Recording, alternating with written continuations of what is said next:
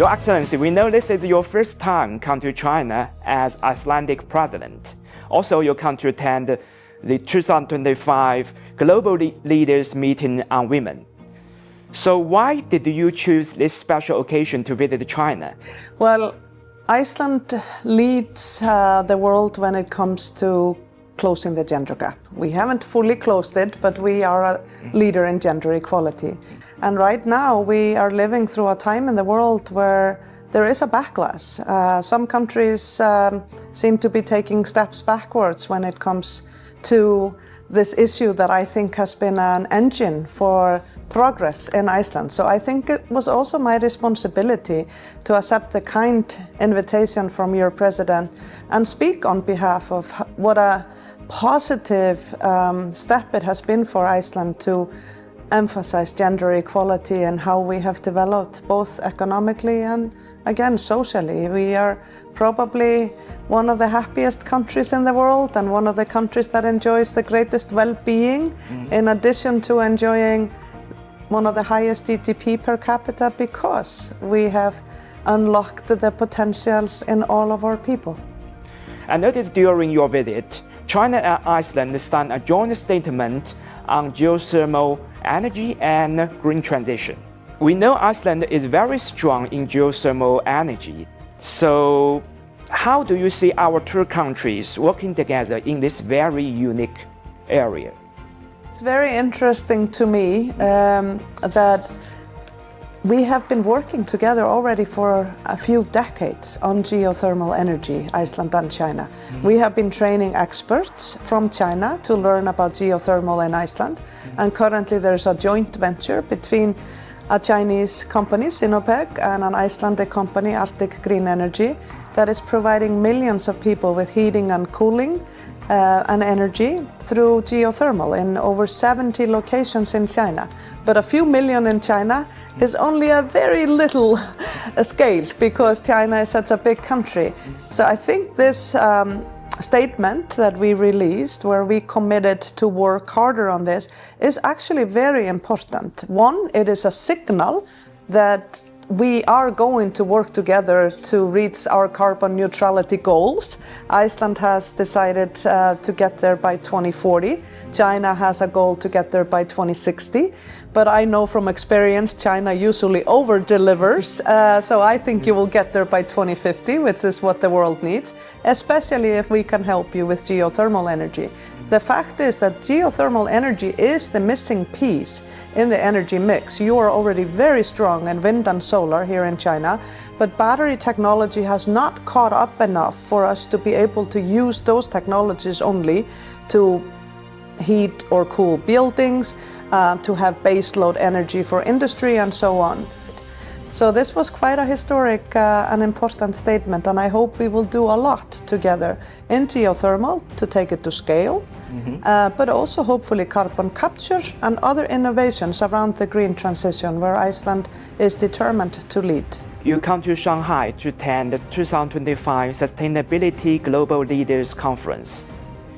We know you have unique background both in business and politics. So I would like to ask you how you view the opportunities for China and Iceland to advance projects under the shared vision of a green transition. I think we are going through two transitions in the world right now. The digital one and I guess you could call it energy transition, and they are highly related, but those two revolutions are changing everything as we know it, and only companies and countries that embrace the green transition and the clean energy transition alongside the digital and AI revolution will fare well. I just think that's the only way you can be future fit today. What Iceland has to offer when it comes to particularly green technologies and sustainability is we have been very innovative, and we have been innovative ahead of others. We started the geothermal transition in the 1970s. Very few others were looking at geothermal as a source at the time. We have similarly been ahead of many others in sustainable fishing and food production. Our pension funds have been investing in line with ESG principles. we've had to learn to live with nature. I know you believe in that in China too, the harmony between humans and nature. But I think we are very innovative, but we're very small. We're creative, we might even be a little crazy at times, meaning that we think outside of the box and sometimes out without a box. Chinese people and companies are incredibly good at executing and taking things to scale. We don't even understand your scale.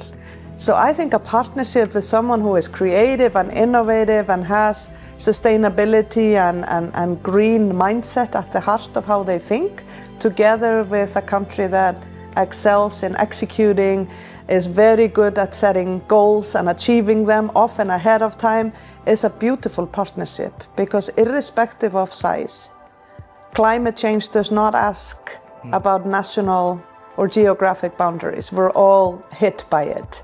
And so are all the other challenges that come with biodiversity loss and natural loss and all of the challenges that we have in the natural environment. So I like the fact that a small country and a big country have decided to come together at a time where some think they don't need to work on climate change and are going to work together with the goal to offer the world solutions which Iceland can do well, but at scale which China can do well. Iceland is quite unique for China because Iceland is the very first Western European country to recognize China's market economy status. And China has been Iceland's largest Asian trade partners for 17 years.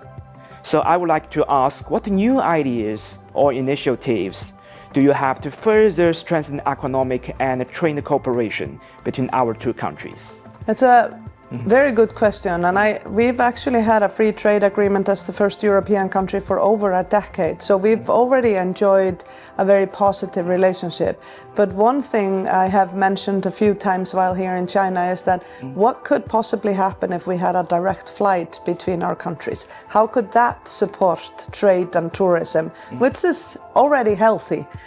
So I think there are opportunities to further build on our people-to-people connections, because that's how we build trade, that's how we develop ideas, by understanding each other, by knowing each other. And I think a direct flight might help us.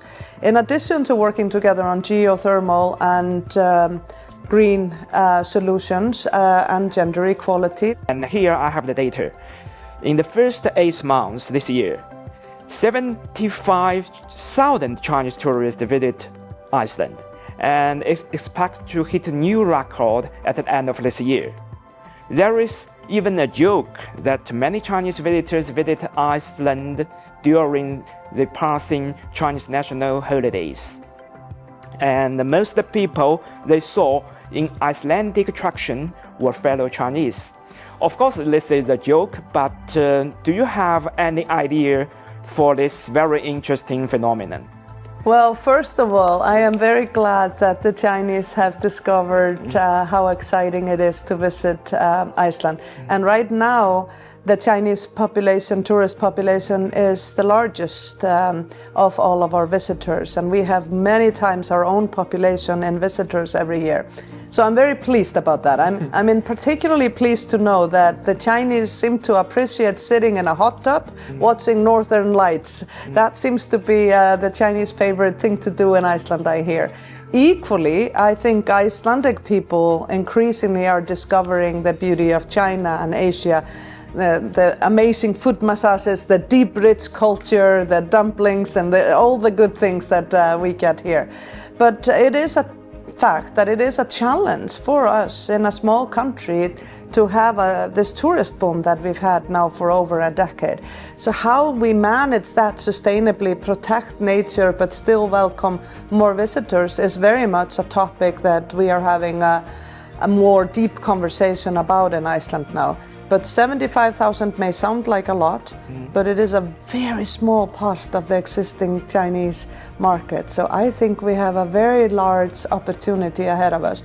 But I want to make sure as president that we emphasize doing this well, that the Chinese people have a good experience in Iceland, that we ensure that the fact that we only live in 1% of the country and 99% is pretty much untouched wild nature is still something special to experience for the Chinese people who come visit. Maybe that is one reason why Chinese people really like to come visit Iceland. You live in a country with so many people, and so coming to a country where we only live in 1% of the country and the rest is nature, you can easily get lost in nature, wild nature in Iceland if you so choose. And I think that's probably special when you grow up in a country where there's always a lot of people, or most of the time.